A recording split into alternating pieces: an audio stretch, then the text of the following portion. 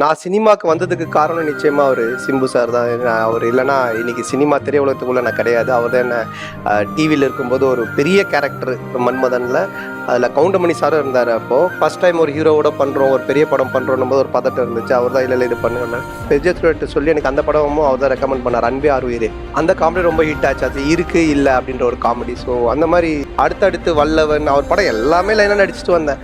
ஆக்சுவலாக இந்த படம் விடிவி கணேஷோட ப்ரொடக்ஷனில் ஒரு படம் பண்ணோம், வானம்.